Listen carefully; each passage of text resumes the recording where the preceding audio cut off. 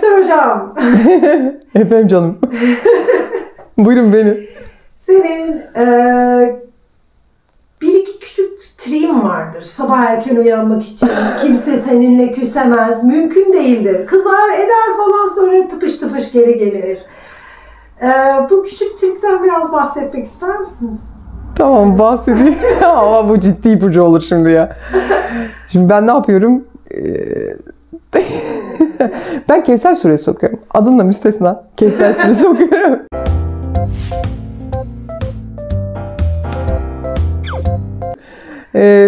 Ben üniversiteye giderken ikinci öğretimde okuyorum. Sabahta işe gitmem lazım. Hem gündüz fabrikada çalışıyorum. Akşamları da ikinci öğretimde okuyorum. Saat 11'e kadar dersteyiz. 12'de evde oluyorum. İşte yattım, sabah 6'da kalkıp harıl harıl işe gideceğim ama tabii bir yerden sonra gençlik de var, serde. Böyle uyanmak zor geliyor. Uyanmanın bir yolunu bulmam lazım. Şimdi ama çok da sıkıştığımda bir gün mal yetiştireceğiz, böyle fabrikada kesin olmam lazım. Oturdum, ben dua ettim. O vakitte bildiğim tek şey Kevser duası. Oturdum, 7 tane Kevser'i okudum. Allah'ım dedim, ne olur sabah 6'da kalkayım, ben işe yetişeyim. Hani mecburum yetişmeye. Ne olur kalkayım, işe yetişeyim. Saat 6'ya 5 var, ben kalktım. Açtım gözleri. Koştum. Nasıl böyle? Oh diyorum. Adımı da söyledim, oldu. Sonra ben adımın anlamını araştırmaya başladım. Yani şimdi bir yerden sonra aydınlanma geliyor. Bir yaştan sonra geliyor aydınlanma. Bir yaşa kadar ya işte inna tane kel Kevser deyip dalga geçtiler. Sonra dedim ki ya bunlar benimle dalga geçip duruyor ama bak benim adım Kur'an'da var. Kesin önemli bir şeydir ya bu. Güzel bir şeydir yani. Bir öğreneyim artık ben bunu. Bunu da merak ediyor insan yani, anlamını, değil mi? Tabii ya, anlamını biliyorsun işte, cennette bir şarabın adı işte Kevser şarabının adı falan diyorsun ama bunun bir manası olmalı yani. Şimdi bu manayı araştırdım ben. Sağ olsun Erzurum'da bir ev arkadaşım vardı. Hafızdı kendisi. Şimdi ben ona sordum. Dedim ki Kevser Suresi'nin manası ne kız? Bir anlat bakayım. Ben nereye sıkışsam Kevser Suresi okuyorum. Başka bildiğim sure yok zaten. Bir söyle bakayım. Dedi ki uçurumun kıyısına gelirsin Kevser dedi. İşte düşüp düşmemeye karar verdiğin yerde dedi Kevser Suresini okursan dedi düşmezsin. Ne alaka be dedim. Sonra şöyle bir açıklama buldum bir yerde. Sırat Köprüsü'nden geçmek o kadar zor ki, o kadar yorucu ve meşakkatli ki, sen Sırat Köprüsü'nden geçerken çok terleyeceksin ve senin o hararetini bir tek Kevser şarabı alacak. Şimdi mana buymuş. Yor bunu yorabildiğin kadar. Dinimiz yorum dini ya zaten. Sonra ben hayatıma baktım, tecrübe ettiğim şeylere bakmaya başladım. Mesela öğrencilerim geliyor, işte insanlar geliyor, tanışıyoruz falan. Çok zordaki insanlar artık işin içinden çıkamadığında beni buluyor.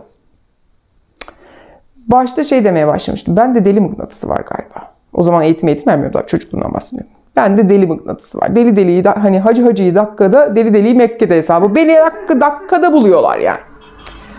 Sonra olaylar değişti. Tabii ben artık eğitim vermeye başladım vesaire.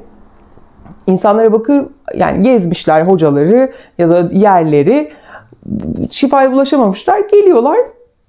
Bizim hayatımızda meşk oluyorlar sadece. Yani bizim verdiğimiz eğitim nedir Allah aşkına? 3-5 gün eğitim veriyorsun ama hayatımıza entegre ediyoruz insanları. Şimdi hayatıma entegre ediyorum. Doğal olarak ben gibi olup çıkıveriyorlar. Bakıyorsun 3-5 güne iyileşmiş, hayatına devam ediyor. Ben gibi oluyorlar. Şimdi Kevser Suresini burada yakaladım. Sonra baktım insanların en büyük sorunu küsmek. Hani kavga edemiyor hiç kimse. Çatır çatır konuşamıyor, küsüyor. Dedim ki ama o kavgalı enerji de çok sert bir enerji, kötü bir enerji, insanları yoran bir enerji. Yani düşünsene, küstün, aklın hep orada. Ne zaman özür dileyecek, ne zaman barışacağız? Hıdır idi Yunus idi, Hıdır idi Yunus idi. Bunlar böyle kavga edip duruyor burada, o küsme enerjisi. Dedim bunun bir çözümü olması lazım. Böyle gene annemin bana küstüğü bir gün. Bunu anneyle tecrübe ettim. Annemin küsme huyu vardı. Ay hemen darılırdı, böyle küserdi. Tabii biz de yaramazız. Türlü yaramazlık da yapıyoruz. Haşarıydım da Allah'a şükür yani. Öyle böyle değil. Düz duvara tırmanan çocuklardan biriydim ben. Şeker aldım. Sever annem böyle. Hindistan cevizli şekerler. Başladım okumaya. Kevser Suresi. 7 tane Kevser. Allah'ım sen bizi barıştır dedim, verdim ben şekeri. Tabii şekerin gücü adına bu. Hani Kevser'in gücünü bir tarafa bırak. Şekerin gücü adına anneme şekeri verdim. Annem barıştı. Şimdi şekere mi barıştı, duaya mı barıştı, bana mı barıştı hiç bilmiyorum. Sonra bunu ben tecrübe etmeye başladım. Nerede bir kırgınlık var? Biri birine küs. Ben hemen okuyuveriyorum. Şekerin üzerine 7 tane. Çaylarına karıştırıyorum. Ellerine veriyorum. Diyorum şeker alır mısınız? Tatlı alır mısınız? Çikolata, şeker hiç fark etmez. Baktım sonra hiç küslük kalmıyor ortada. İnsanlar birden gevşeyiveriyor. Diyorum ya şekerin gücü ya surenin gücü bilmiyorum. Ben bunu böyle yapıyorum. İkisi birden bence. İkisi de olabilir. Yani birine şeker verdin, tatlı işte ağzın tatlansın, bak hadi tatlı olsun diye bir dua ediveriyorsun. O da ağzın tatlansın, gönlün şenlensin diye. Ben bunu böyle kullanıyorum, işime geliyor. Şimdi diyelim ki küstün birisiyle. O küslüğü taşıyacağına alıver eline bir tatlı, okuyuver 7 tane Kevser suresi Allah rızası için, ver önüne, barışıyorsun zaten yani. Bu kadar basit. Osmanlı divanında da sabahleyin akide şekeri verirlermiş her şeye olumlu başlayabilmek için. Yani olumlu başlamak çok önemli. Şimdi kavga etmek, küsmek kadar kolay bir şey yok. Bak küsmek kadar kolay bir şey yok. Kavga etmek zor. Neden? Kavga için doğru bir dil bulmak lazım. Güzel bir dil bulmak lazım. Kırmadan böyle latif şirin konuşmak lazım. Bunu kaç kişinin meziyeti bu? Ama kavga etmek için de önce bir tabağına bakmak lazım. Benim tabağımda ne var diye. Şimdi tabağına bakmadan onun tabağını saydırıyorsun karşıya. Bu kavga etmek değil, bu zaten söylenmek. İşte bunlar olmasın, insanlar kendini farkına varsın, her şey tatlı dilde, güler yüzlü olsun diye ben hangi ortama girersem gireyim zaten önce dua ile giriyoruz. Duasız dönmüyor bu dünya. Önce biz duamızla giriyoruz, orasını nurlandırıyoruz. Ondan sonra zaten ne olacaksa oluyor. Her çıkış yol içinde bir dua varmış. Sonra dedim ya o Erzurumlu kızcağız bana Kur'an'ı öğretti. Her çıkış için bir dua varmış. Her birini de öğrendik Allah'ın izniyle. Yerine göre burada bu lazım deyip böyle anahtar ya, her bir dua bir şeyin anahtarı. Çat oraya bu lazım, buraya bu lazım, şuraya şu lazım.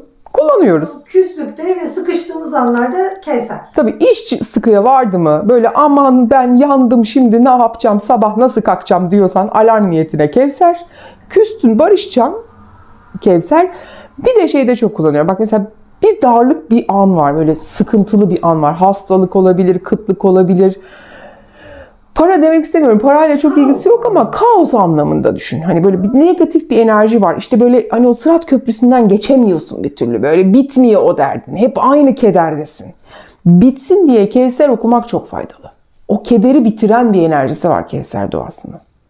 O Sırat Köprüsü'nden kolayca, rahatça, ferahlıkla geçmeni sağlıyor. Şimdi Sırat Köprüsü deyince herkes hani öldüm de sonrasını düşünmesin. Biz sürekli hayatın içerisinde Sırat Köprülerinden geçiyoruz değil mi? Bir şey yapmaya çalışıyoruz, beceremiyoruz. Bir yere gitmeye çalışıyoruz, beceremiyoruz. Para kazanmaya çalışıyoruz, beceremiyoruz. İyileşmeye çalışıyoruz, beceremiyoruz ya. İşte o beceremediğimiz anlar Sırat Köprüleri. Kevser suresi senin buradan böyle sanki ayağına yağ sürülmüş çat diye geçmeni sağlıyor. Böyle gönül rahatlığıyla, böyle ferah ferah, nurlar içinde geçmeni sağlıyor. Böyle bir güç varken de kullanmak lazım. Yani Rabbim göndermiş Peygamber Efendimiz'e. Kısa yol tuşu var. Aynen öyle, kısa yol tuşu. Rabbim vermiş, biz de kullanmak lazım. Beyin bedava kullanınca oluyor. Ay çok teşekkürler. Allah razı olsun hepinizden.